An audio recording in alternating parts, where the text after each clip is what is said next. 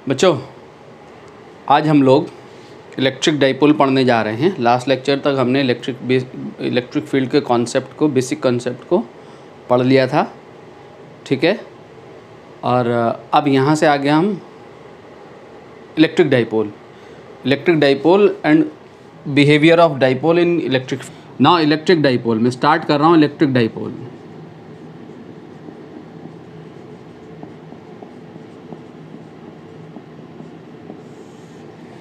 किसे कहते हैं? Electric dipole, two equal and opposite charges, टू लिख दूं मैं, equal and opposite charges separated bye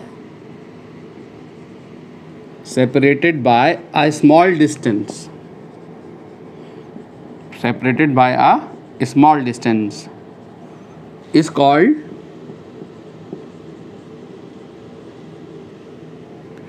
N electric dipole. Small distance से मतलब क्या है? यहाँ पर जो हमारी यूजुअल डिस्टेंसेस होती हैं उससे स्मॉल स्केल पे डिस्टेंसेस। यूजुअल डिस्टेंसेस क्या होती हैं हमारी? मीटर, सेंटीमीटर, मिलीमीटर तक हम यूजुअली डिस्टेंसेस को मेज़र करते हैं। उससे नीचे जाना है हमने, ठीक है। माइक्रोमीटर में जाना है और नीचे डिस्टेंसेस में जाना है, ठीक है। मिलीमीटर से भी नीचे जाना है, नीचे स्केल पे जाना है। स्मॉल डिस्टेंस का मतलब ये है। तो two equal and opposite charges separated by a small distance is called an electric dipole. Clear बच्चों? तो यहाँ पे हम, ये दो चार्जेस है मेरे पास, minus q and plus q. इन दोनों डाइपोल के बीच की जो डिस्टेंस हम लेते हैं, दोनों चार्जेस के बीच की जो डिस्टेंस है वो डाइपोल लेंथ कहलाती है। इस लेंथ को हम कितना लेते हैं मेरे बच्चों? 2a लेते हैं। ये 2a है, डाइपोल लेंथ यहाँ पर 2a है, ध्यान देना। a नहीं ले रहा है, 2a ले रहा है। क्यों ले रहा है अभी आगे देखेंगे इसको, ठीक है। स्टैंडर्ड है, a नहीं लेते, 2a लेते हैं, ठीक है। अगर डाइपोल लेंथ आपको 10 सेंटीमीटर दी है, this means that 2a is equal to आपको 10 सेंटीमीटर गिवन है। 10 सेंटीमीटर या 10.1 mm आपको गिवन है, 10⁻³ सेंटीमीटर गिवन है, या 10⁻⁶ सेंटीमीटर है, या 1 माइक्रोमीटर गिवन है। तो इसका मतलब ये हुआ 2a आपको गिवन है वो, ठीक है। तो two equal and opposite charges separated by a small distance is called an electric dipole. ये मेरा इलेक्ट्रिक डाइपोल है, ठीक है। जैसे HCl मॉलिक्यूल, ये HCl मॉलिक्यूल ये डाइपोल है। ये हाई इलेक्ट्रोनेगेटिव एलिमेंट है, इसकी इलेक्ट्रोनेगेटिविटी हाई है। तो ये क्या करता है? इलेक्ट्रॉन क्लाउड को अपनी तरफ को पुल कर लेता है। तो इस पर कौन सा चार्ज आता है? Slight negative. और इस पर कौन सा चार्ज आता है? Slight positive. तो पॉजिटिव और नेगेटिव चार्जेस जो हैं वो सेपरेटेड हैं किससे? बॉन्ड लेंथ से। यहाँ जो बॉन्ड लेंथ है वो यहाँ ये डाइपोल फॉर्म हो रहा है। यहाँ पर एक डाइपोल फॉर्म हो रहा है। जो बॉन्ड लेंथ है वो क्या है? डाइपोल लेंथ है। यहाँ पर dipole length is equal to किसके है? बॉन्ड लेंथ के इक्वल है, ठीक है।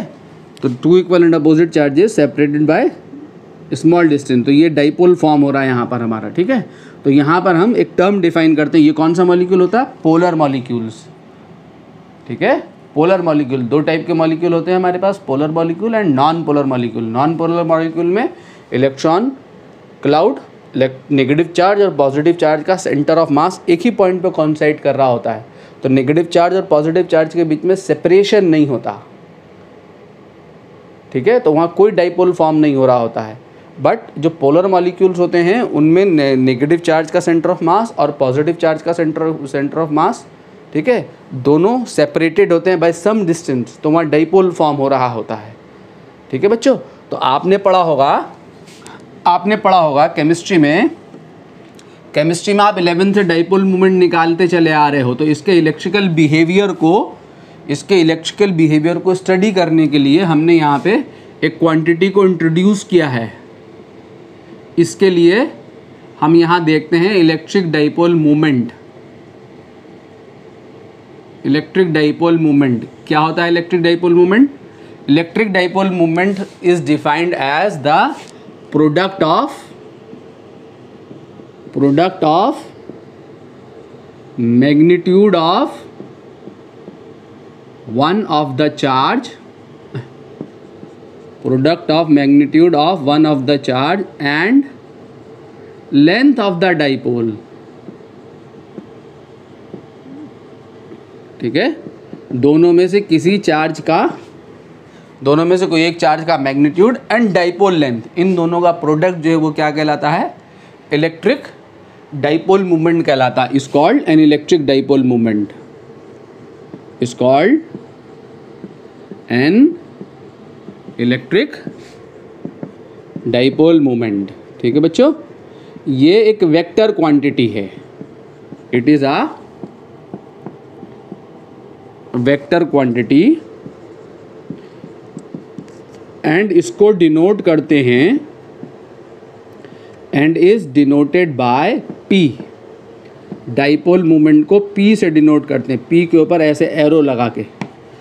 ठीक है, and is denoted by P. Clear? तो हमारे पास ये डाइपोल को मैं रीड्रॉ कर रहा हूँ, ये माइनस क्यू चार्ज है, ये प्लस क्यू चार्ज है। ठीक है, ये डाइपोल लेंथ है, कितनी है? 2a। इस डाइपोल लेंथ को वेक्टर फॉर्म में लेते हैं, वेक्टर, ये लेते हैं वेक्टर 2a, यहाँ से लेके यहाँ तक। और ये 2a वेक्टर जो है कहाँ लेते हैं हम? माइनस क्यू से प्लस क्यू की तरफ को। ठीक है, 2a एक डिस्प्लेसमेंट वेक्टर लेते हैं, कहाँ से कहाँ? Minus Q to plus Q. ठीक है, तो इस 2a को वेक्टर फॉर्म में लोगे तो क्या हो जाएगा dipole moment? P is equal to product of magnitude of one of the charge Q into this vector 2a, Q into 2a, this is the dipole moment. ठीक है, तो इसको देख के क्या पता लग रहा है कि P कहाँ है? इस 2a वेक्टर की डायरेक्शन में। 2a वेक्टर मैंने कहाँ अज्यूम किया है? Minus Q to plus Q. तो इलेक्ट्रिक डाइपोल मूवमेंट की डायरेक्शन कहाँ से कहाँ होती है? माइनस क्यू से प्लस क्यू की तरफ को होती है। ठीक है, याद कर लेना है आपने, इलेक्ट्रिक डाइपोल मूवमेंट कहाँ से कहाँ एक्ट करता है? Minus q charge to plus Q charge act कर रहा होता है। ठीक है, तो ये है वेक्टर क्वांटिटी, वेक्टर है, इसकी एसआई यूनिट आपकी कूलम एंड ये length distance coulomb into metre इसकी यूनिट है। जब वेक्टर है तो इसकी डायरेक्शन कहाँ से कहाँ है? डायरेक्शन यहाँ नीचे लिखें, इसकी डायरेक्शन है बच्चों कहाँ से कहाँ? Minus q charge to plus Q charge, minus q charge to plus Q charge. ठीक है, तो माइनस क्यू चार्ज से प्लस क्यू चार्ज की तरफ को एक्ट करता है इलेक्ट्रिक डाइपोल मूवमेंट। क्लियर? ठीक है, जैसे एक क्वेश्चन देखें हम यहाँ डाइपोल मूवमेंट से, हम एक क्वेश्चन यहाँ देखें, क्या है क्वेश्चन?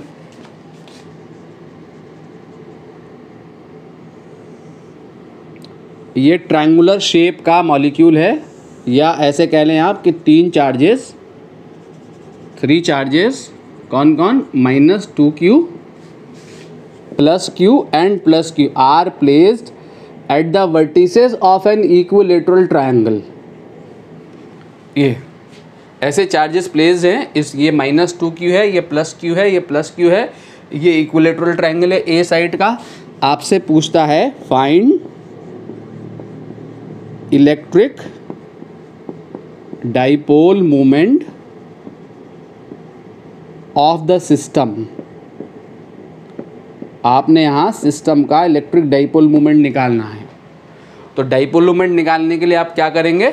सबसे पहले देखेंगे आप सिस्टम में कितने डाइपोल हैं, और डाइपोल क्या है? Vector quantity. सारे डाइपोल का डाइपोल मोमेंट लेंगे, उन डाइपोल मोमेंट के बीच में एंगल देखेंगे, 2 डाइपोल बन रहे होंगे तो रिजल्टिंग डाइपोल मोमेंट होगा पैरेललोग्राम का डायगोनल। 3 डाइपोल आ रहे होंगे, 4 डाइपोल आ रहे होंगे, 5 डाइपोल आ रहे होंगे, तो वेक्टर सम करेंगे, सबको वेक्टर की फॉर्म में लेके आई कैप जे कैप के कैप की फॉर्म में लेके सम कर देंगे, या कंपोनेंट मेथड लगा के आप निकाल ले होंगे। तो एक प्लस क्यू के साथ एक माइनस क्यू यहाँ एक डाइपोल फॉर्म कर रहा है। ठीक है, एक plus Q, 2 equal and opposite charges separated by small distance is called an electric dipole. तो एक डाइपोल आपका ये बन रहा है जिसकी डायरेक्शन कहाँ से कहाँ होती है? माइनस क्यू से प्लस क्यू की तरफ को। तो एक माइनस क्यू के साथ ये प्लस क्यू, इस एक माइनस क्यू के साथ, इसके एक माइनस क्यू के साथ डाइपोल बना रहा है, तो कहाँ से कहाँ आएगा डाइपोल मोमेंट, माइनस क्यू से प्लस क्यू की तरफ को। ये डाइपोल मोमेंट की डायरेक्शन है P1, ठीक है। ऐसे ही ये प्लस क्यू इसके एक माइनस क्यू के साथ, ये प्लस क्यू माइनस क्यू के साथ, एक माइनस क्यू के साथ एक और डाइपोल बना रहा है, ठीक है। Equal and opposite charges separated by this distance A and A is called dipole. तो एक डाइपोल मोमेंट यहाँ कहाँ से कहाँ, माइनस क्यू से प्लस क्यू की तरफ को, तो एक डाइपोल मोमेंट ये है, कहाँ से कहाँ है, माइनस क्यू से प्लस क्यू की तरफ को। अगर मैं दोनों डाइपोल मोमेंट को देखो, ध्यान दें, यहाँ हमने distance between length of the dipole कितनी ली है, 2a। यहाँ पे आपको 2a ना देके a दिया हुआ है यहाँ, ठीक है। यहाँ पे 2a की जगह क्या गिवन है, माइनस क्यू और प्लस क्यू के बीच की डिस्टेंस a गिवन है, यहाँ पे क्या गिवन है, a गिवन है। तो यहाँ डाइपोल मोमेंट कितना है, P1 is equal to P2 is equal to magnitude of one of the charge q into length of the dipole, length is a, QA, ठीक है। दोनों डाइपोल मोमेंट सेम है, P1 is equal to P2 is equal to QA। अब resulting dipole moment क्या होगा, resulting dipole moment होगा इन दोनों के पैरेललोग्राम का डायगोनल, जो कि इस एंगल को बाइसेक्ट करता हुआ मिलेगा, इस 60 डिग्री के एंगल को बाइसेक्ट करता हुआ मिलेगा। ये होगा P नेट, 30 डिग्री के एंगल पे आएगा, क्योंकि ये दोनों वेक्टर इक्वल हैं, ठीक है। तो P नेट आपका क्या आएगा, net dipole moment of the system under root P1 square plus P2 square. P1 means QA square plus P2 square plus 2P1, P1 is QA into P2, P2 is QA into cos 60 degree, ठीक है बच्चों। और cos 60 degree जो है 1/2 होता है, तो 1/2 से कैंसिल हो जाएगा, QA स्क्वायर और ये QA स्क्वायर, तो कितना आ गया, अंडर रूट 3QA स्क्वायर, ठीक है। तो आपका आंसर आ गया अंडर रूट 3QA, ठीक है। ये आपका नेट डाइपोल मोमेंट है, इस सिस्टम का डाइपोल मोमेंट आपने निकाल लिया। एक क्वेश्चन दे रहा हूँ आपको मैं करने के लिए,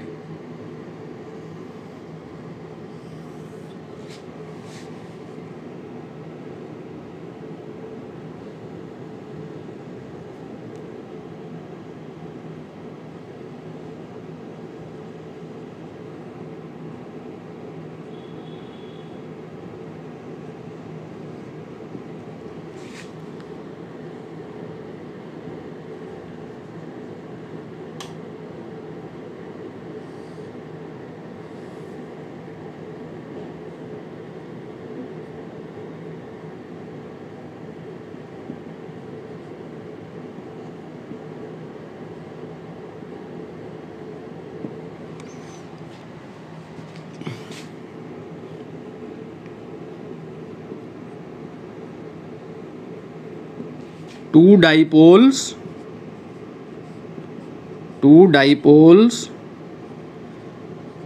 dipoles AB and CD having two dipoles AB and CD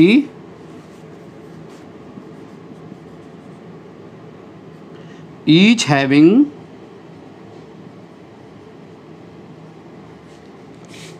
having dipole moment P dipole moment given है, ध्यान देना। ये minus Q plus Q charge की ज़रूरत नहीं, डायरेक्ट उसने डाइपोल मोमेंट दे दिया है, इस लेंथ की भी ज़रूरत नहीं है, ठीक है, ए बी और सी डी लेंथ की, ठीक है। आर शोन इन फिगर,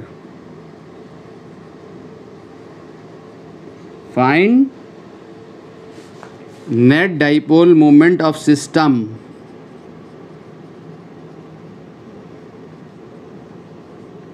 या आपने करना है खुद से, मुझे करके दिखाना है। ये एक्स एक्सिस है, वाई एक्सिस है, ये डाइपोल यहाँ वाई एक्सिस के अलॉन्ग रखा है और ये डाइपोल ऐसे रखा है, ये एंगल 120 डिग्री का है, ठीक है, सी डी डाइपोल। ये आपने सॉल्व करके दिखाना है क्वेश्चन को। क्लियर बच्चों, आगे बढ़ते हैं।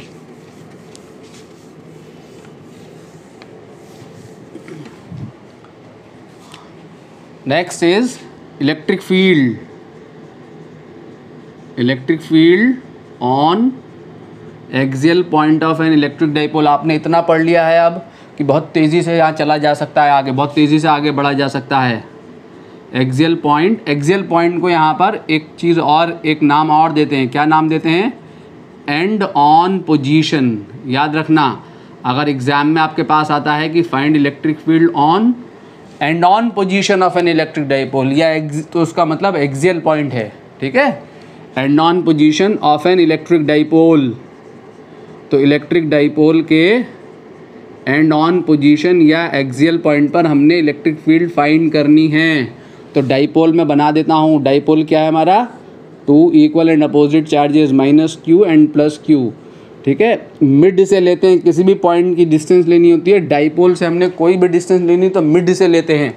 तो अगर मैं यहाँ मिड से डिस्टेंस लूँगा तो ये दो मिड से ये पार्ट में ब्रेक कर गया, A एंड A। ये रीज़न है 2A लेने का, क्योंकि डाइपोल से डिस्टेंस कहाँ ली जाती है? इस मिड पॉइंट O से।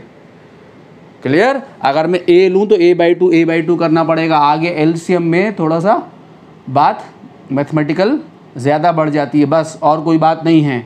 इसलिए स्टैंडर्ड ये 2A ले लेते हैं for ease of mathematical calculation. जब हम इसके इलेक्ट्रिकल बिहेवियर को पढ़ रहे होंगे, जब हम इसका बिहेवियर किसी एक्सटर्नल यूनिफॉर्म इलेक्ट्रिक फील्ड में देख रहे होंगे, इसलिए 2A ले लिया गया है। स्टैंडर्ड है ये, हमेशा 2A लेना है, ठीक है। एक्सियल पॉइंट ये इसकी एक्सीस कहलाती है। तो इसकी एक्सीस पे यहाँ पर कहीं R डिस्टेंस पे ये पॉइंट P है। कहाँ से? एक्सीस से R डिस्टेंस पे पॉइंट P है। इस पॉइंट पे हमने इलेक्ट्रिक फील्ड निकालनी है। तो आपने चार्जेस के सिस्टम के लिए इलेक्ट्रिक फील्ड निकालना सीखा है। पॉइंट चार्ज की वजह से R डिस्टेंस पे कितनी फील्ड आती है? 1/4πε0 Q/r² आती है। पॉजिटिव चार्ज की वजह से कहाँ आएगी? जिस पॉइंट पे फील्ड निकालनी होगी उस पॉइंट पे पेन रखेंगे और चार्ज से अवे चलेंगे। और नेगेटिव चार्ज की वजह से कहाँ आएगी? अगर ये नेगेटिव चार्ज है तो इस पॉइंट पे फील्ड निकालनी है तो पॉइंट पे पेन रखेंगे, चार्ज की तरफ को चलेंगे, टुवर्ड्स द चार्ज आएगी। तो डाइपोल दो चार्जेस का सिस्टम है, -q एंड +q। तो +q की वजह से फील्ड निकालो, -q की वजह से फील्ड निकालो, और दोनों का सिंपली वेक्टर सम कर दो। सिंपली सम नहीं, वेक्टर सम कर दो। ऑलराइट, तो +q चार्ज की वजह से इस पॉइंट पे फील्ड निकालूँ तो किधर आएगी? प्लस इसकी वजह से निकालना हो, इस पॉइंट पे पेन रखूँगा, दूर चलूँगा, इसको मैं कहता हूँ EPB, field at P due to charge at B, ठीक है। और -q चार्ज की वजह से पॉइंट P पे फील्ड निकालनी, तो मैं पेन रखूँगा, माइनस की तरफ को चलूँगा, इसको मैं कह दूँगा, क्या कह दूँगा? हैं, इसको मैं कह दूँगा EPA, field at P due to charge at A। ध्यान दें, मैंने इसको छोटा वेक्टर दिखाया है, इसको बड़ा वेक्टर दिखाया है। रीज़न बीइंग ये +q चार्ज इस पॉइंट P के करीब है और -q चार्ज दूर है। तो दूर वाला चार्ज, दोनों का मैग्नीट्यूड सेम है, दूर वाला चार्ज पॉइंट P पे कम फील्ड प्रोड्यूस करेगा, इसलिए इसको मैंने छोटा वेक्टर दिखाया, इसको बड़ा दिखाया। तो दोनों वेक्टर 180 डिग्री के एंगल पे हैं, तो दोनों के मैग्नीट्यूड्स माइनस हो जाएंगे। किधर आ जाएगा फील्ड? किधर आ जाएगा? बड़े वाले वेक्टर की तरफ को, इधर को मिलेगी रिजल्टिंग फील्ड, ठीक है। क्या होगी? EPB minus EPA magnitude wise. अगर I cap J cap K cap के टर्म में लिया आपने तो सीधे I cap J cap K cap के टर्म में सीधे एडअप होगा। हम मैग्नीट्यूड को लेके चलेंगे, ठीक है। तो EPB अगर मैं निकालूँ बच्चों, तो EPB कितना है? EPB का मैग्नीट्यूड कितना है? 1/4πε0। ये क्या है? Field at P due to charge +q charge at B। +q charge की वजह से निकालिए 1/4πε0 Q/B से P की डिस्टेंस निकालूँ तो ये R है, ये A है, तो R - A का होल स्क्वायर।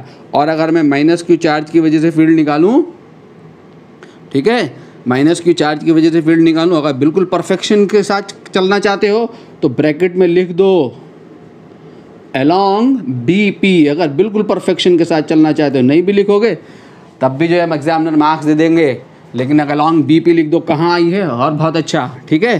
तो -q की वजह से निकालूँ, इसकी वजह से, तो कहाँ आएगी? इधर आएगी, इधर मतलब EPA, field at P due to charge at A, which is 1/4πε0। Minus sign नहीं लगाना है, ध्यान देना है, या चार्ज का साइन नहीं लेंगे हम फील्ड में, ठीक है, क्योंकि डायरेक्शन, माइनस साइन डायरेक्शन को सेट कर रहा है, ठीक है, डायरेक्शन वाला यूज़ कर रहा है फैक्ट, और फिर रिजल्टिंग निकाल देंगे डायरेक्शन में। तो -q नहीं, q लेंगे यहाँ, माइनस साइन नहीं लेंगे, अपॉन इस पॉइंट की यहाँ से डिस्टेंस कितनी है, r प्लस ए, तो r प्लस ए का होल स्क्वायर कहाँ आएगी, अगर लिख दें अलॉन्ग जहाँ है तो बहुत अच्छा है, P2A अलॉन्ग PA। ठीक है, तो अब मुझे रिजल्टिंग फील्ड चाहिए, तो रिजल्टिंग फील्ड क्या होगी, इन दोनों का वेक्टर सम। तो रिजल्टिंग फील्ड एट P, तो रिजल्टिंग फील्ड एट P, तो चूंकि 180 डिग्री पे हैं, P मतलब एक्सियल पॉइंट, तो E एक्सियल कह रहा हूँ इसको, E एक्सियल, तो E axial is equal to कौन सा वाला बड़ा फील्ड है, ये बड़ा फील्ड है, EPB बड़ा है और ये छोटा है, तो EPB मैग्नीट्यूड ऑफ EPB, दोनों के मैग्नीट्यूड क्या हो जाएंगे, माइनस। ठीक है, तो रिजल्टिंग फील्ड का वेक्टर कहाँ मिलेगा, ये एक्सियल वेक्टर टुवर्ड्स कहाँ, EPB की डायरेक्शन में, इधर मिलेगा, इधर। ठीक है, तो मैं यहाँ EPB रखूँ, EPB, तो EPB इतना है और EPA इतना है, इन दोनों वैल्यूज़ को उठा के, इसको उठा के यहाँ से यहाँ रख दूँ, इसको उठा के यहाँ से यहाँ रख दूँ। ठीक है, इसको उठा के यहाँ से यहाँ रख दूँगा और इसको उठा के यहाँ से यहाँ रख दूँगा। क्लियर, तो E एक्सियल जो आएगा मेरा, क्या आएगा मेरे बच्चों, E एक्सियल, E एक्सियल आएगा, E एक्सियल, ये माइनस ये करना है ना, तो Q/4πε0 क्या आ जाएगा यहाँ से, कॉमन, तो क्या बचेगा आपका, Q/4πε0 कॉमन आया, क्या बचा यहाँ, 1/r माइनस ए का होल स्क्वायर। ठीक है, और माइनस 1/r प्लस ए का होल स्क्वायर। क्लियर, तो E एक्सियल अब मैं निकालूंगा यहाँ, तो E एक्सियल क्या आएगा, Q/4πε0, यहाँ एलसीएम आ जाएगा r square minus a square का होल स्क्वायर, ये हो जाएगा r प्लस ए का होल स्क्वायर, ये हो जाएगा r माइनस ए का होल स्क्वायर। ठीक है, जब आप इसको खोलोगे, इसको खोलोगे, इस टर्म को खोलोगे, तो यहाँ से क्या आएगा, r स्क्वायर प्लस ए स्क्वायर प्लस 2ar, यहाँ से क्या आएगा, r स्क्वायर प्लस ए स्क्वायर माइनस 2ar, तो माइनस साइन बाहर से है तो क्या हो जाएगा, minus r square minus a square plus 2ar, तो प्लस 2ar और प्लस 2ar क्या हो गए, 4ar। तो E एक्सियल क्या हो जाएगा मेरे बच्चों, डायरेक्ट लिख रहा हूँ मैं यहाँ, है समझ गए होंगे आप। ठीक है, छोटे छोटे नहीं हैं, आप समझ गए होंगे, यहाँ से 2ar और यहाँ से 2ar सम होके क्या हो जाएगा, 4ar upon r square minus a square का होल स्क्वायर। ठीक है, ये आया हमारा एक्सियल पॉइंट पे इलेक्ट्रिक फील्ड। क्लियर, अब मेरी बात ध्यान से सुनो, जब भी हम इलेक्ट्रिक डाइपोल की वजह से इलेक्ट्रिक डाइपोल के कहीं भी किसी भी पॉइंट पे इलेक्ट्रिक फील्ड निकाल ले होंगे या पोटेंशियल निकाल ले होंगे, या इसके बिहेवियर को किसी एक्सटर्नल इलेक्ट्रिक फील्ड में, इस इलेक्ट्रिक डाइपोल को किसी इलेक्ट्रिक फील्ड में डाल के फिर इसको स्टडी कर रहे होंगे, इसका बिहेवियर देख रहे होंगे कैसे बिहेव कर रहा है, तो सब कुछ सारे मैथमेटिकल एक्सप्रेशन में डाइपोल मोमेंट आना चाहिए। ठीक है, एक से ज़्यादा डाइपोल होंगे या एक डाइपोल होगा या क्वाड्रपल होगा, कोई भी सिचुएशन होगी, हमेशा कभी भी चार्ज क्यू नहीं आएगा। ठीक है, हमेशा हमारा जो फाइनल एक्सप्रेशन, जब हम एनालिसिस करके फाइनल रिजल्ट पे पहुंचेंगे, तो उस फाइनल रिजल्ट को हमने डाइपोल मोमेंट के टर्म में लिखना है, हमेशा याद रहे। ठीक है, तो ये हमारा आंसर तो है, बट ये स्टैंडर्ड फॉर्म में नहीं है। अगर आपने यहाँ छोड़ेंगे आप आंसर को, तो एग्जामिनर यहाँ से मार्क्स काट लेंगे।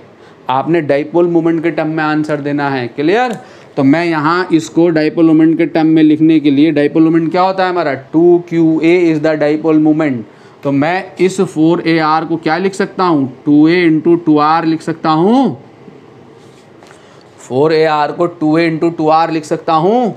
इस q को इस 2a के साथ मिला दो, तो क्या हो गया, E एक्सियल मेरे बच्चों, E एक्सियल हो गया आपका 2r और 2qa, एक ये 2r बचेगा और 2qa बचेगा, 1/4πε0 2qa, ये 2qa और 2r को मैंने ऐसे लिख दिया, 2 इधर लिख दिया, r इधर लिख दिया। ठीक है, और यहाँ पे मेरा आ गया r square minus a square का होल स्क्वायर। ठीक, अब ये जो है ये क्या बन गया मेरा P, डाइपोल मूवमेंट हो गया ये P। तो एक्सियल पॉइंट पे हमारी फील्ड क्या आ गई मेरे बच्चों, E axial is equal to 1/4 pi epsilon naught 2PR upon R square minus A square का होल स्क्वायर। ये आई मेरी फील्ड, ठीक है। अब ये फील्ड का मैग्नीट्यूड आया है, फील्ड वेक्टर क्वांटिटी है, हमें यहाँ डायरेक्शन को बताना फ़र्ज़ है, ज़रूरी है, मस्ट। यहाँ छोड़ के नहीं आएंगे आप, यहाँ डायरेक्शन लिखेंगे ब्रैकेट में, कहाँ है इसकी डायरेक्शन, कहाँ एक्ट कर रहा है, कहाँ एक्ट कर रहा है, इधर। अब ये तो लिखोगे नहीं इधर, तो हमें क्या करना होता है, एक्सप्रेशन को डाइपोल मूवमेंट के टर्म में लिखना होता है और सारी डायरेक्शंस को डाइपोल मूवमेंट के हिसाब से बताना होता है। एक्सियल पॉइंट पे फील्ड निकालें या यहाँ किसी आर्बिट्ररी पॉइंट पे फील्ड निकालें या यहाँ निकालें या यहाँ निकालें या यहाँ कहीं भी फील्ड निकालेंगे हमें डाइपोल से, हमें डायरेक्शन को हमेशा कहाँ से देना है, डाइपोल मूवमेंट से देना है। डाइपोल मूवमेंट के रिस्पेक्ट में बताना है कहाँ आ रही है, कहाँ फील्ड एक्ट कर रही है, ठीक है। अब देखें ज़रा डाइपोल मूवमेंट कहाँ है, -q से +q की तरफ को, इधर है डाइपोल मूवमेंट, इधर है ना, -q से +q की तरफ को, यही डाइपोल मूवमेंट की तो डायरेक्शन है, ये डाइपोल मूवमेंट है ना मेरा, ठीक है। और इलेक्ट्रिक फील्ड कहाँ आई है, वो भी इधर आई है। इसका मतलब एक्सियल पॉइंट पे फील्ड कहाँ एक्ट कर रही है, acts in the direction of dipole movement. Acts तो ब्रैकेट में लिख दोगे यहाँ, acts in the direction of dipole movement। तो डाइपोल मूवमेंट की डायरेक्शन में ये फील्ड हमारी एक्ट कर रही है, क्लियर, ठीक है। अब मैं इधर वाला ये पोर्शन मिटा रहा हूं, इसको फिगर को ही मिटा देता हूं, ठीक है। तो फील्ड हमारी कहाँ आई है, एक इलेक्ट्रिक डाइपोल मूवमेंट के डायरेक्शन में। अगर हमारा शॉर्ट डाइपोल है, शॉर्ट डाइपोल है, शॉर्ट डाइपोल किसे कहते हैं, शॉर्ट डाइपोल का मतलब होता है R is greater then A। If अगर ये है हमारा R क्या है, ग्रेटर देन A है, R बहुत बड़ा है A से, ठीक है, उस पॉइंट की डिस्टेंस जिस पॉइंट पे हम फील्ड निकालना है डाइपोल से, वो R A से ग्रेटर है। तो यहाँ पे कौन ग्रेटर है, R is very much greater than A। तो इस A इज़ वेरी स्मॉल, तो A को क्या कर देंगे, नेग्लेक्ट। जब A यहाँ नेग्लेक्ट होगा तो क्या बचेगा, R स्क्वायर बचेगा ओनली यहाँ। तो R स्क्वायर का स्क्वायर क्या हो गया, R की पावर 4, और एक R कैंसिल होगा तो नीचे क्या बचा, R cube.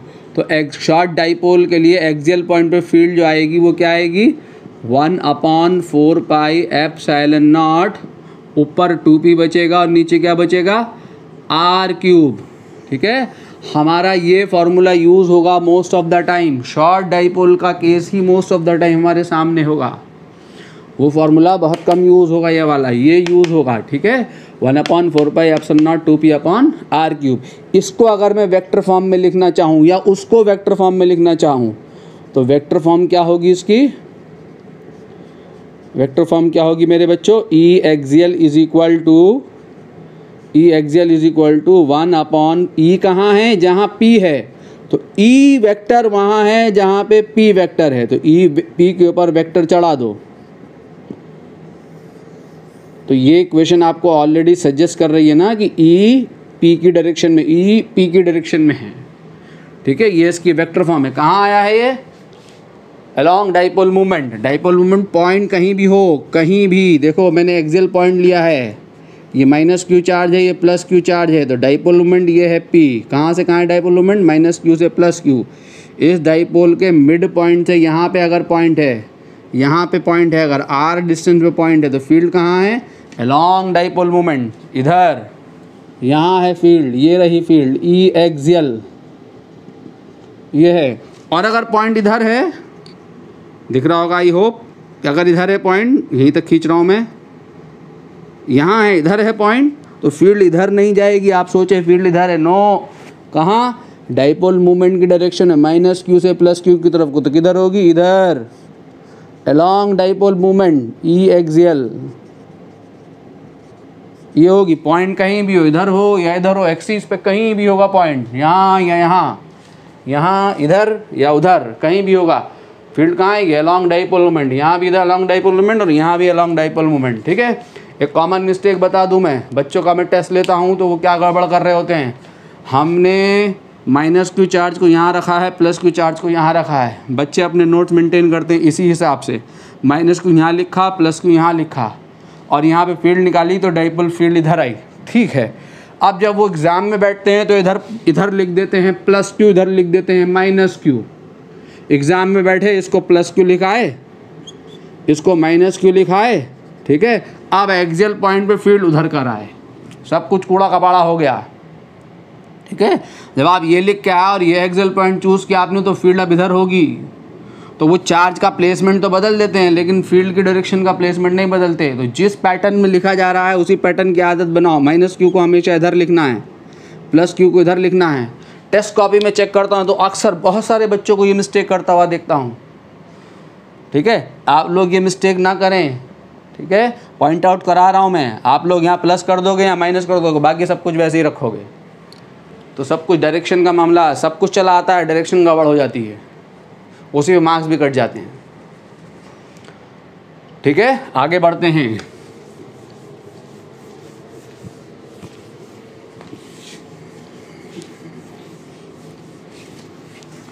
Field on, electric field on equatorial point. Equatorial point, equatorial point को क्या कहते हैं, नाम याद रखना है। दूसरा broad side on position, broad side on position. ठीक है, ऑफ एन इलेक्ट्रिक डाइपोल। आपसे पूछेगा, आपसे पूछ सकता है, आपसे कहेगा find electric field on broad side on position of an electric dipole, equatorial point की जगह। ठीक है, तो ब्रॉड साइड ऑन पोजीशन पे निकालनी है। तो इक्वेटोरियल पॉइंट किसे कहते हैं मेरे बच्चों? मेरे पास, ठीक है, इक्वेटोरियल लाइन किसे कहेंगे? ये जो बाइसेक्टर है इसका, ये परपेंडिकुलर बाइसेक्टर है, ये मिड पॉइंट ओ से आर डिस्टेंस पे, सारी डिस्टेंस मिड पॉइंट से लेंगे। ठीक है, तो ये बाइसेक्टर है इसका, ये डिस्टेंस ए हो गई, ये ए हो गई। मैंने इस पॉइंट पे, इस मिड पॉइंट पे, इसके इस इक्वेटोरियल पॉइंट पे फील्ड निकालनी है। तो इक्वेटोरियल पॉइंट पे फील्ड निकालने के लिए अगेन क्या, हमारे पास दो चार्जेस हैं, एक माइनस क्यू, एक प्लस क्यू। तो इस माइनस क्यू की वजह से यहाँ पे फील्ड निकालेंगे, प्लस क्यू की वजह से फील्ड निकालेंगे, दोनों का वेक्टर सम करेंगे।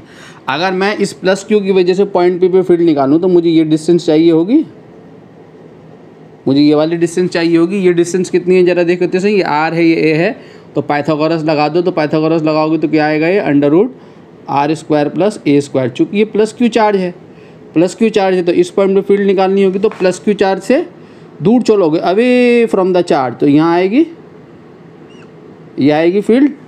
ठीक है, थोड़ा छोटा वेक्टर कर दूँ, ये आएगी फील्ड। क्या होगी ये, ई पी, ये चार्ज रखा है मेरा पॉइंट ए पे, ये चार्ज रखा है मेरा पॉइंट बी पे, तो क्या आएगी फील्ड, ई पी बी। ठीक है बच्चों, अगर मैं इस ई पी बी को कैलकुलेट करूं प्लस क्यू चार्ज की वजह से, field at P due to plus Q charge at B, E P B is equal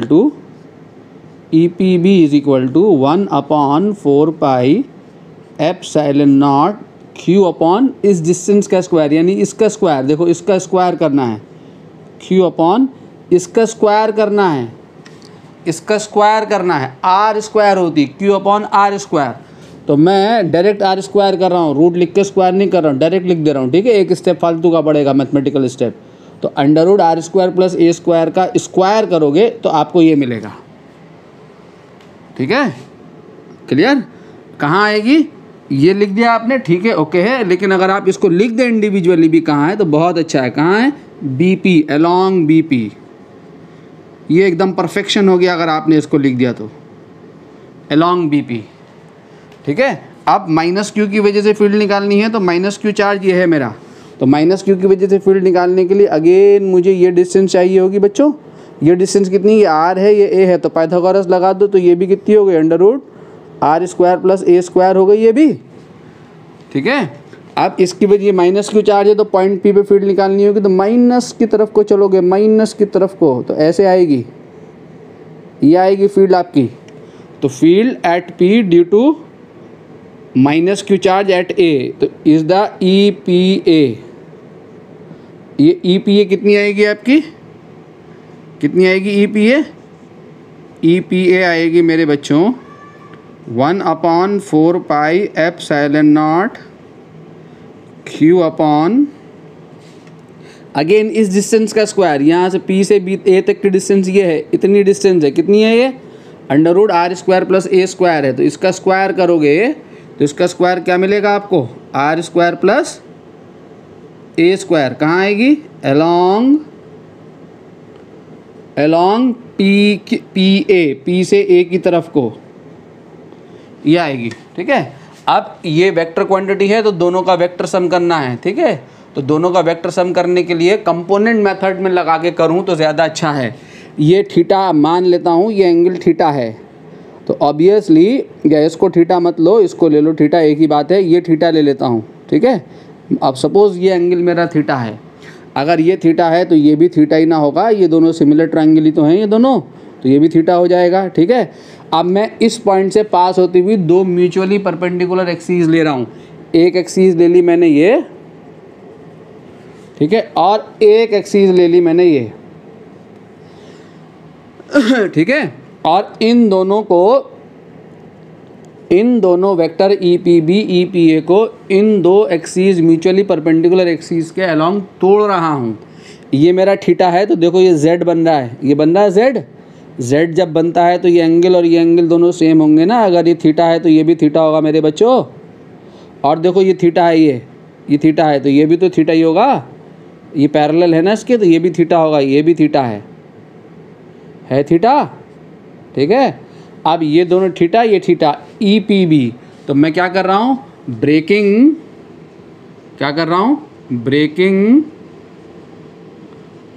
E P B and E P A, आपने बिल्कुल ऐसे ही लिख के दिखा देना है एग्जामिनर को, इनटू कंपोनेंट्स, कहाँ, अलोंग, इसे क्या कहते हैं, इसे क्या कहते हैं, along bisector and perpendicular to the bisector of dipole.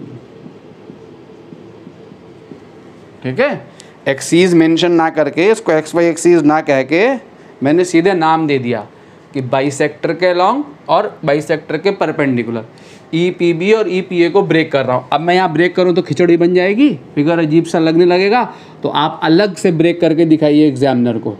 जब आप ब्रेक करोगे तो यहाँ पे ये ई पी बी है ना, तो ये जिससे थीटा बनता है वो क्या आता है, कॉस, ये वाला क्या आएगा आपका, साइन।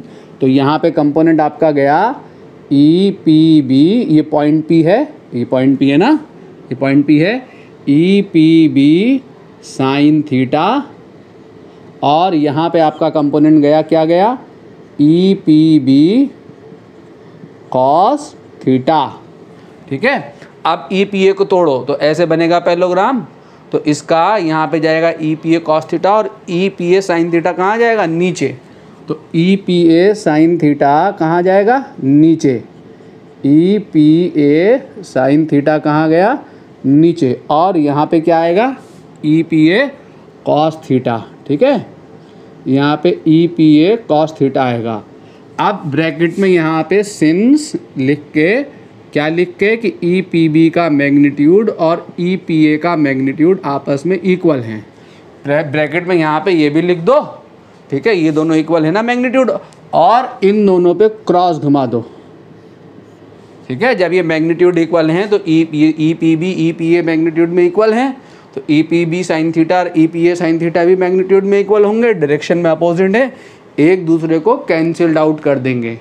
क्लियर, और ये दोनों क्या हो जाएंगे, एडअप, ये दोनों एडअप हो जाएंगे। एडअप होने के बाद नेट इलेक्ट्रिक फील्ड क्या मिलेगी आपको, तो नेट इलेक्ट्रिक फील्ड मिलेगी आपको on axial point, on equatorial point, on equatorial point क्या मिलेगी? E P A cos theta plus E P B cos theta.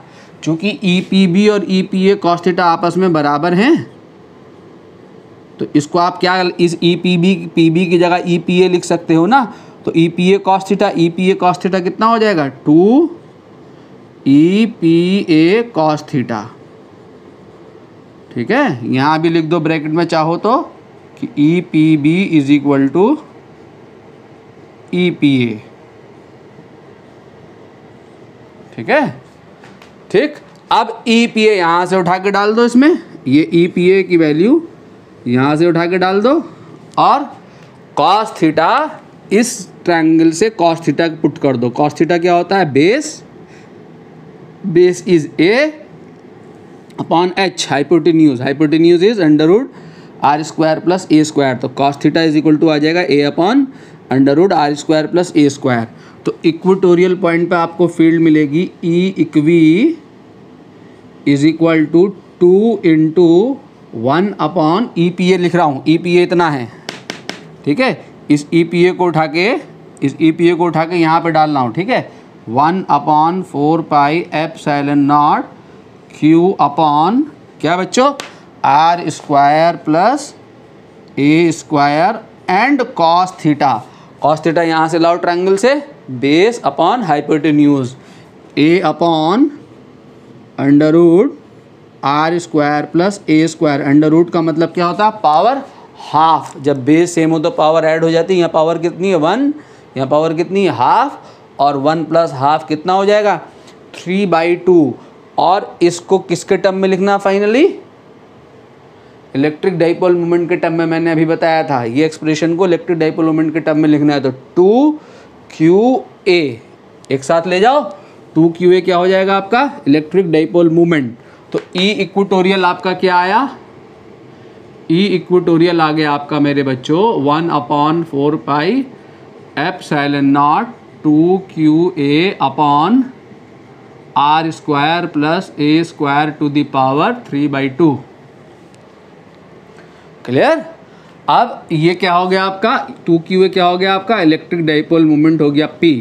तो E equatorial is equal to 1 upon 4 pi epsilon naught P upon are square plus A square की power 3/2।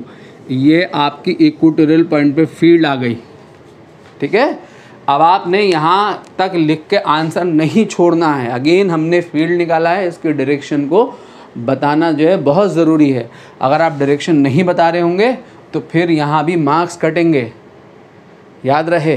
ठीक है, सारी चीज़ों को मुकम्मल तरीके से आप बताएंगे तो यहाँ पे इसकी डायरेक्शन को बताना ज़रूरी है। तो डायरेक्शन बताएंगे अगेन किसके टर्म में, किसके रिस्पेक्ट में बताएंगे? डाइपोल मूवमेंट के टर्म में।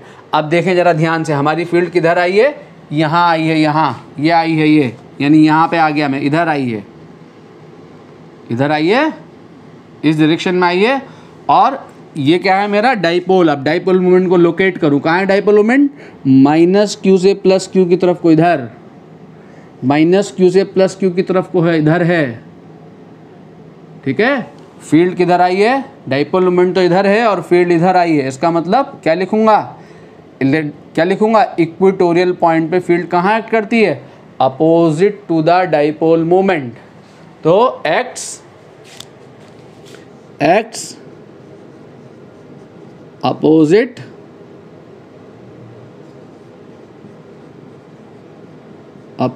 To the dipole moment. तो इक्वेटोरियल पॉइंट पे फील्ड डाइपोल मोमेंट के अपोजिट डायरेक्शन में एक्ट करती है। अगर आप इसको वेक्टर फॉर्म में दिखाना चाहते हैं तो वेक्टर फॉर्म में क्या हो जाएगा? E equatorial is equal to 1 upon 4 pi epsilon naught. अगर आपने P के ऊपर वेक्टर लगाया आर स्क्वायर प्लस ए स्क्वायर की पावर 3/2, अगर आपने यहाँ P के ऊपर वेक्टर लगाया तो ये बताएगा कि इक्वेटोरियल पॉइंट पे फील्ड कहाँ है? इन the direction of dipole movement. ठीक है, ये इक्वेशन ये बताएगी, बट फील्ड है कहाँ, opposite to the dipole moment, यानी कहाँ है फील्ड, माइनस पी की डायरेक्शन में है। तो इसके ऊपर वेक्टर लगा के यहाँ पे आगे क्या लगाना होगा आपने, माइनस लगाना होगा। अब ये बता रहा है कि इक्वेटोरियल पर पॉइंट फील्ड कहाँ है, माइनस ऑफ पी की डायरेक्शन में, यानी opposite to the dipole moment है। ठीक है, अगर मेरा शॉर्ट डाइपोल है, यानी if r is greater than a, अगर आर हमारा ग्रेटर देन ए है तो क्या होगा, ए स्क्वायर यहाँ वेरी स्मॉल है, नेग्लेक्ट हो जाएगा, और आर स्क्वायर की पावर 3/2, आर स्क्वायर की पावर 3/2 क्या बचेगा, आर क्यूब। जब आर क्यूब बचेगा तो इक्वेटोरियल पॉइंट पे आपका शॉर्ट डाइपोल के लिए, शॉर्ट डाइपोल का ही केस आपको डिस्कस करना होगा मोस्ट ऑफ द टाइम। आगे जब हम स्टडी को इसको आगे बढ़ाएंगे डाइपोल के बिहेवियर को, तो हम शॉर्ट डाइपोल लेकर ही चलते हैं आगे के लिए। ठीक है, तो इक्वेटोरियल पॉइंट पे फील्ड क्या आएगी, -1/4πε0। माइनस साइन क्यों आया है, डायरेक्शन की वजह से आया है, P/r³। मैग्नीट्यूड कितना होगा, 1/4πε0 P/r³। ठीक है, तो एक्सियल पॉइंट पे फील्ड मिली है हमें 2P/r³ और इक्वेटोरियल पॉइंट पे मिली है P/r³। तो एक्सियल पॉइंट और इक्वेटोरियल पॉइंट दोनों के लिए अगर r सेम है तो कहाँ पे फील्ड ज़्यादा होगी, एक्सियल पॉइंट पे ज़्यादा होगी। कितनी ज़्यादा होगी, इक्वेटोरियल पॉइंट का डबल होगी। ठीक है, एक्सियल पॉइंट पे फील्ड इक्वेटोरियल पॉइंट का डबल होगी। क्लियर बच्चों, आई होप आपको ये क्लियर हो गया होगा। यहाँ से आगे बढ़ते हैं, इसे मिटाता हूँ।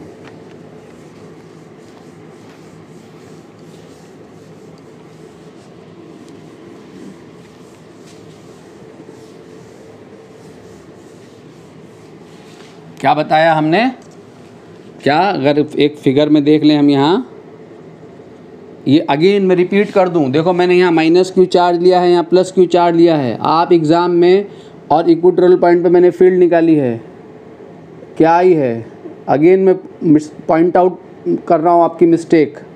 फील्ड कहाँ आई है, यह आई है इक्वेटोरियल पॉइंट पे। इसकी वजह से हमने फील्ड निकाली थी, ऐसे आई थी, इसकी वजह से फील्ड हमने निकाली थी, ऐसे आई थी, रिजल्टिंग फील्ड इधर आई है इक्वेटोरियल पॉइंट पे।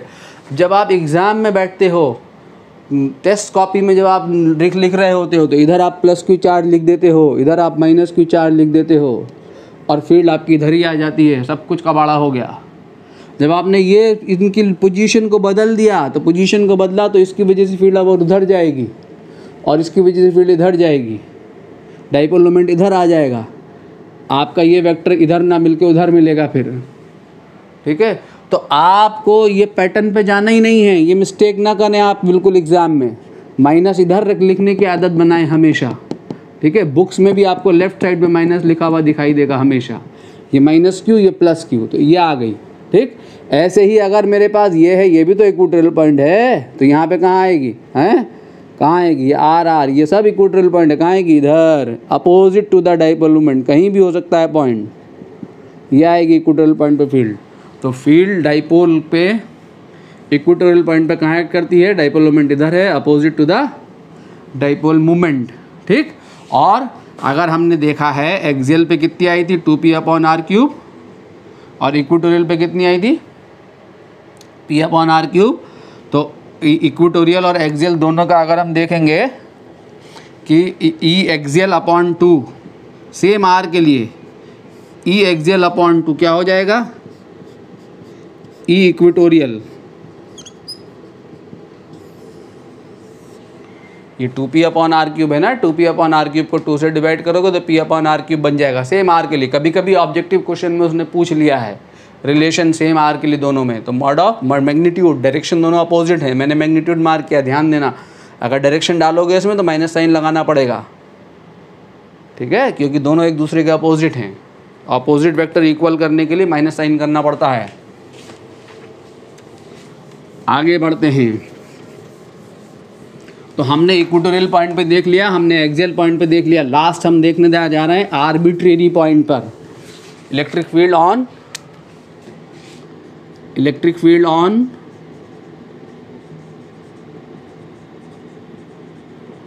Arbitrary point. आर्बिट्रेरी पॉइंट का डिस्कशन के बाद आपका सारा केस कवर हो जाएगा। आप डाइपोल को पे कहीं भी पॉइंट ले लो, point of an electric dipole, ठीक है। अब ध्यान दें, आर्बिट्रेरी पॉइंट के लिए जब हम सॉल्व कर रहे होते हैं तो शॉर्ट डाइपोल का केस लेके सॉल्व करते हैं। शॉर्ट डाइपोल का केस क्या आई थी हमारी एक्सियल पॉइंट पे फील्ड 1/4πε0 कहाँ आई थी, in the direction of dipole moment. और इक्वेटोरियल पॉइंट पे कितनी आई थी 1/4πε0 कहाँ आई थी, opposite to the electric dipole moment. अब मेरे पास जो है ये डाइपोल है, ध्यान से देखें आर्बिट्रेरी पॉइंट पे ये मेरे पास डाइपोल है, ठीक है। ये -q चार्ज है और ये +q चार्ज है। या खाली डाइपोल मोमेंट दिखा दूँ, -q चार्ज +q चार्ज भी ना दिखाऊं, खाली डाइपोल मोमेंट दिखा दूँ। ये डाइपोल मोमेंट है मेरा, शॉर्ट डाइपोल का केस ले रहा हूँ। कहाँ से कहाँ है, AB इज़ द डाइपोल, ठीक है। ये इसका मिड पॉइंट है O, इसके मिड पॉइंट से यहाँ पर ये R डिस्टेंस पे, इसके मिड से R डिस्टेंस पे कोई पॉइंट है P, R डिस्टेंस पे कोई पॉइंट है P, ठीक है। इस पॉइंट पे मैंने क्या करना है, इस पॉइंट पे मैंने इस डाइपोल से फील्ड निकालनी है। इस पॉइंट और इसके मिड पॉइंट को ज्वाइन करने वाली ये जो लाइन है, ये डाइपोल से कितना एंगल बना रही है, थीटा, ठीक है।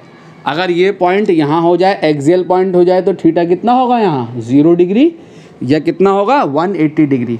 और अगर ये इक्वेटोरियल पॉइंट हो तो थीटा कितना होगा यहाँ 90 डिग्री, ठीक है। अब थीटा को आप घुमा दो, आर को वेरी कर दो, आर बढ़ा दो, आगे चला गया, घटा दो, पीछे आ गया पॉइंट। और थीटा को वेरी कर दो, तो आर और थीटा के डिफरेंट कॉम्बिनेशन के लिए सारे पॉइंट इसके सराउंडिंग के सब कवर हो गए, आर और थीटा को वेरी करके, ठीक है। कहीं भी फील्ड कैलकुलेट की जा सकती है। अब अगर हम इस आर और थीटा के टर्म में इस डाइपोल की वजह से फील्ड निकाल लें, तो ये मेरा डाइपोल मोमेंट है P।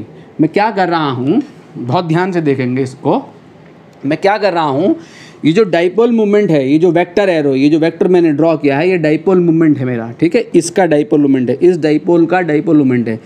इस डाइपोल मोमेंट को मैं ब्रेक कर रहा हूँ इनटू कंपोनेंट्स। कहाँ ब्रेक कर रहा हूँ, कंपोनेंट कहाँ ले रहा हूँ, दो म्यूचुअली परपेंडिकुलर लाइन के अलोंग। और दो म्यूचुअली परपेंडिकुलर लाइन के अलोंग आपको कंपोनेंट लेने आते हैं।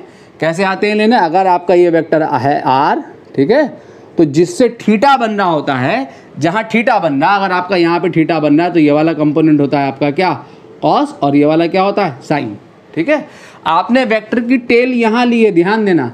अगर मैं वेक्टर को ऐसे ले लूँ, वेक्टर आपको ऐसे ड्रॉ करके दिया गया हो, सपोज आपको वेक्टर ऐसे ड्रॉ करके दिया गया हो, ठीक है, और ओरिजिन आपका यहाँ पे हो, तो अब आपका कंपोनेंट क्या होगा, आपका जिससे थीटा बनेगा कॉस वही होगा, दूसरा वाला साइन होगा। अब आपका कंपोनेंट ये नहीं होगा वेक्टर का, ये कंपोनेंट तो इस पोर्शन का कंपोनेंट है, और ये यहाँ से लेके यहाँ तक ये पूरा कंपोनेंट होगा आपका आर कॉस थीटा। यहाँ से लेके यहाँ तक ये पूरा होगा आपका आर कॉस थीटा, ठीक है। और ये अगर यहाँ ऐसे वेक्टर ड्रॉ किया गया है, वेक्टर पीछे को मैंने एक्सटेंड कर दिया, और ये जो होगा आपका ये वाला जो वेक्टर होगा आपका, ये क्या होगा, आर साइन थीटा। तो ये पूरा वेक्टर यहाँ से लेके यहाँ तक, तो ए बी अगर ये वेक्टर है तो A1 B1 इसका कंपोनेंट होगा पूरा आर कॉस थीटा, और A2 B2 इसका कंपोनेंट होगा पूरा आर साइन थीटा, ठीक है। आई होप ये आपके समझ में आया होगा क्या कहा मैंने, ठीक है। अब मैं वापस यहाँ आता हूँ, मैं इस डाइपोल मोमेंट को तोड़ रहा हूँ कहाँ, अलोंग एक्सिस, ठीक है, अलोंग एक्सिस। तो देखो यहाँ पर है फिर ओरिजिन है and perpendicular to the axis, तो मैंने इस एक्सिस को बढ़ाया पीछे को और इसके परपेंडिकुलर एक लाइन खींच दी। यहाँ तोड़ रहा हूँ मैं इस डाइपोल को, मैं इस डाइपोल मोमेंट P को, ये जो मेरा डाइपोल मोमेंट है P, इस डाइपोल मोमेंट P को तोड़ रहा हूँ along this axis and perpendicular to axis. तो एक वेक्टर मेरा ये नहीं है, वेक्टर मेरा एक्सटेंड है पीछे को। तो थीटा किससे बन रहा है, इससे बन रहा है थीटा, इससे। तो यहाँ से ऐसे परपेंडिकुलर ड्रॉप करूँगा, यहाँ से ऐसे परपेंडिकुलर ड्रॉप करूँगा, तो ये पूरा कंपोनेंट, ये वाला पूरा कंपोनेंट, ये ध्यान दें, ये पूरा कंपोनेंट क्या मिलेगा आपको? कॉस। इसको मैं नाम दे रहा हूं A1 एंड B1, ठीक है। चूंकि ये मेरा AB वेक्टर है तो ये पूरा कंपोनेंट आपको क्या मिलेगा? कॉस। तो ये P है, इससे थीटा बना, तो ये क्या मिलेगा आपको? P cos theta. क्लियर? ठीक है। और इसके जो परपेंडिकुलर लाइन के अलॉन्ग ये वाला कंपोनेंट, मैंने ओरिएंटेड एक्सिस ली, थोड़ा सा टिल्ट करके एक्सिस ली, एक ही बात है, इसको टिल्ट कर दो या ऐसे कर दो, हैं। और इसके परपेंडिकुलर जो कंपोनेंट मिलेगा मुझे, ये वाला यहाँ से यहाँ परपेंडिकुलर, इस वेक्टर का परपेंडिकुलर लाइन के अलॉन्ग ये वाला जो कंपोनेंट होगा, ये वाला, ये इधर आएगा डायरेक्शन। इसको नाम दे रहा हूँ मैं A2 B2। यह क्या मिलेगा आपको? P sin थीटा, ठीक है। तो ये मिला आपको P sin थीटा, ये मिला आपको P cos थीटा, इस वेक्टर AB का कंपोनेंट। डाइपोल मोमेंट को तोड़ दिया मैंने दो कंपोनेंट में, ठीक। अब आप क्या करो, अब आप खाली P cos थीटा को देखो, अब खाली इसको देखो, इस P cos थीटा को देखो, बस ये जो मैंने गोल घेरा सर्किल बनाया है, सिर्फ इसको देखो, बाकी कुछ मत देखो इस फिगर में। तो ये आपको P cos थीटा मिला डाइपोल मोमेंट। इस P cos थीटा के लिए ये पॉइंट कौन सा पॉइंट है मेरे प्यारे बच्चों? P cos थीटा के लिए कौन सा पॉइंट है? ये एक्सियल पॉइंट है। एक्सियल पॉइंट पे डाइपोल इलेक्ट्रिक फील्ड कहाँ आती है? इन the direction of dipole moment. तो इस P cos थीटा का फील्ड कहाँ होगा? इन the direction of dipole moment. तो मैंने इसको A1 B1 लिया है, तो इसका फील्ड आएगा यहाँ E1, इसको मैं E1 कह देता हूँ, E1, ठीक है। और मैं E1 लिखूंगा तो E1 कितना आएगा? E1 आएगा, क्या निकाला था हमने एक्सियल पॉइंट पे field? 2P upon R3। T की जगह क्या है यहाँ? P cos थीटा है। P की जगह क्या है यहाँ? P cos थीटा है। तो E1 आएगा यहाँ पे मेरा 1/4 pi epsilon not 2P cos theta upon R3। एक भी बात समझ में ना आए, वीडियो को रिवर्स करके दोबारा सुनें, क्योंकि क्लास में तो मैं 2 बार 3 बार एक्सप्लेन कर सकता हूँ, यहाँ नहीं कर सकता हूँ, वीडियो की लेंथ बहुत बढ़ जाएगी। दोबारा आप सुन सकते हैं, एक ही बात है, ठीक है। मैं 2 बार पढ़ाऊँ, आप दोबारा बैक करके सुन लें, ठीक। तो P cos थीटा की वजह से यहाँ पे डाइपोल मोमेंट कहाँ है? इलेक्ट्रिक फील्ड कहाँ है? Along the dipole moment. अब आपने P cos थीटा को देख लिया, अब आप सिर्फ इसको देखो, इस डाइपोल मोमेंट को देखो, ये डाइपोल मोमेंट, ये है मेरा dipole moment P sin theta, ठीक है। कहाँ है? इधर है P sin थीटा, इधर। अब P sin थीटा के लिए ये कौन सा पॉइंट हो गया? इक्वेटोरियल। और इक्वेटोरियल पॉइंट पे डाइपोल मोमेंट कहाँ, इलेक्ट्रिक फील्ड कहाँ आती है? Opposite to the dipole moment. तो डाइपोल मोमेंट तो इधर है, तो इसका अपोजिट चलेंगे तो इधर ना चलेंगे इक्वेटोरियल पॉइंट पे, तो फील्ड कहाँ आएगी? इधर, ठीक है।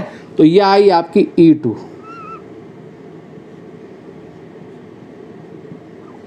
ये आपकी E2 आई, किसकी वजह से आई E2? A2 B2। A2 B2 मैंने लिया है डाइपोल, ये A2 B2 और ये A1 B1,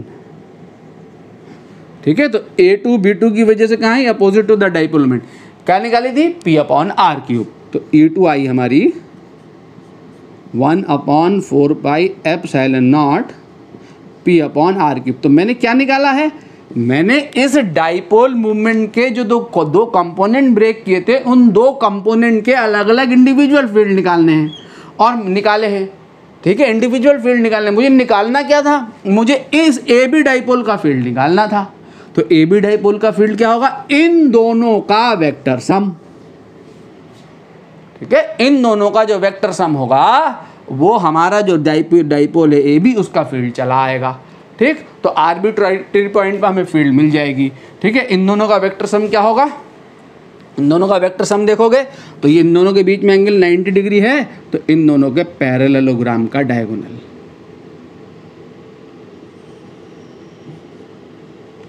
ये आएगा ई आर्बिट्रेरी, EAR लिख देता हूं मैं इसको, EAR मतलब आर्बिट्रेरी। तो आर्बिट्रेरी पॉइंट पे जो फील्ड मिली बच्चों, वो क्या मिली? EAR, E1 E2 के बीच में एंगल 90 डिग्री है, √E1 square plus E2 square. Plus 2e1 into cos 90 0 हो गया। ठीक है, यह पाइथागोरस लग जाएगी सीधे सीधे। ये e1 है, ये e2 है, ये भी e2 है, तो पाइथागोरस लग जाएगी। ठीक है, अब इसका स्क्वायर और इसका स्क्वायर करके प्लस करना है, तो इसका स्क्वायर करो तो इस पूरे का स्क्वायर हो गया और इस पूरे का स्क्वायर हो गया। जब प्लस करोगे तो क्या कॉमन आएगा, स्क्वायर में से क्या आएगा बाहर, 1/4πε0 p/r³ का स्क्वायर बाहर आएगा। ठीक है, अंदर क्या बचेगा, 2 cos थीटा का स्क्वायर। सॉरी, एक गड़बड़ हो गई यहाँ, क्या गड़बड़ हो गई, ये जो मैंने p लिख दिया यहाँ, p/r³ नहीं आएगा, यहाँ क्या आएगा, p sin theta. p sin theta है डाइपोल मोमेंट। ठीक है, p sin theta dipole moment है, तो p sin थीटा के इक्वेटोरियल पॉइंट पे फील्ड E2 क्या निकाली थी हमने, p/r³। यहाँ p नहीं है, कौन है, p sin थीटा, तो p sin theta upon r³, ये हम लिखना भूल गए।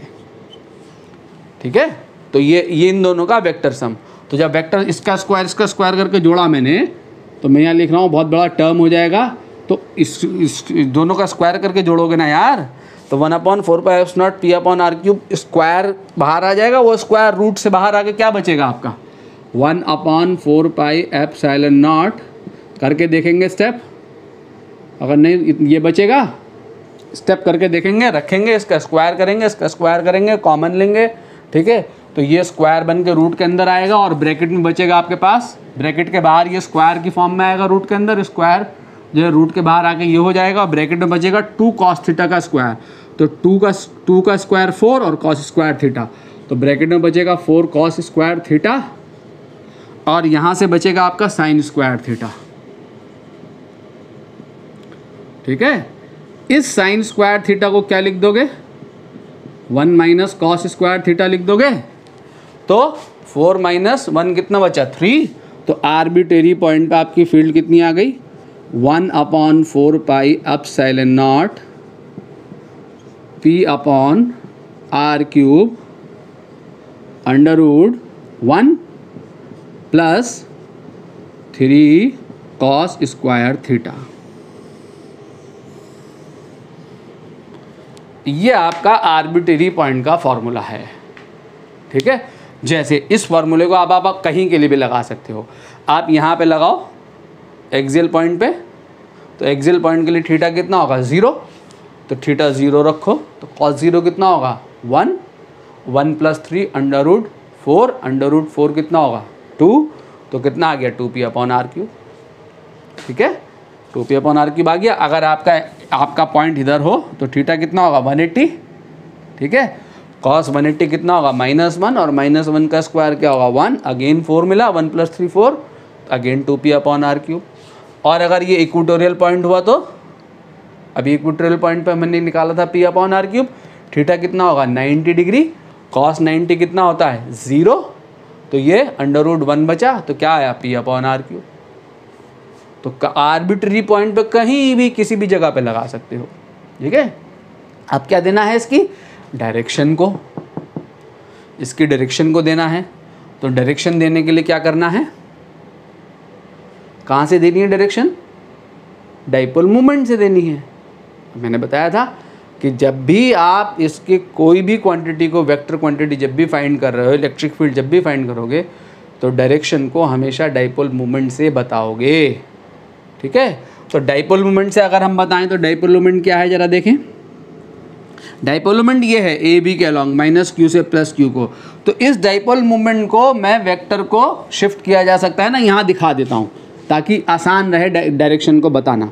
ये हमारा, मैंने डाइपोल ए बी के अलॉन्ग, ए बी के पैरेलल एक लाइन खींची, तो डाइपोल मोमेंट जो है मेरा, ये तो p है, ये मेरा डाइपोल मोमेंट है, ये मेरे डाइपोल मोमेंट की डायरेक्शन है, p की डायरेक्शन है। ठीक है, तो मैंने कहाँ से डायरेक्शन देनी है, इस डाइपोल मोमेंट से डायरेक्शन देनी है, और डाइपोल मोमेंट मेरा यहाँ है, यही ना है यार, ये डाइपोल मोमेंट है मेरा, तो और ये मेरा फील्ड है, तो इसका मतलब मैंने ये एंगल बताना है, यही ना एंगल बताना है। तो मैं ये कह दूंगा कि मेरी फील्ड जो है, electric field electric dipole moment से इतने एंगल पे एक्ट कर रही है, इस एंगल में से ये एंगल मुझे पता है, कितना पता है, थीटा। ये एंगल मैं जानता हूँ थीटा है। ठीक है, और ये पता है तो इसका मतलब क्या निकालना है, बस ये निकालना बाकी है, फाई निकालना बाकी है। अगर मुझे फाई पता लग जाए तो मैं ये कह दूंगा कि electric field acts at an angle of theta plus phi from electric dipole moment, theta is known to us. तो मुझे फाई निकालना है, तो फाई यहाँ से निकल रहा है, इस वाले ट्रायंगल से फाई निकल रहा है, ये A2 है तो ये E2 है ना, तो टेन फाई कितना, tan phi is equal to perpendicular upon base E2 upon E1। तो E2 अपॉन E1 करो, tan phi is equal to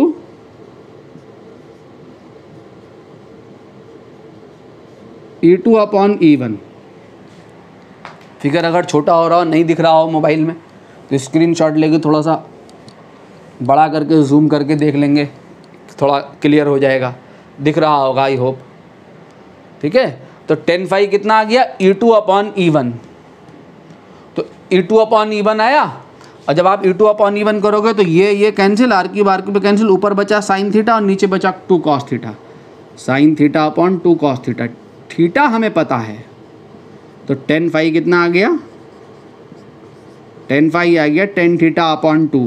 तो यहाँ से आप फाई निकाल लोगे, थीटा की वैल्यू रख के जो भी गिवन होगी वहाँ से फाई निकाल लोगे। जब आपने फाई निकाल लिया तो फाई आंसर नहीं है, याद रखना। ठीक है, फाई आंसर नहीं है, फाई जो निकल के आएगा नीचे लिखोगे अब आप, so electric field acts, so electric field acts at an angle of theta plus phi from electric dipole moment.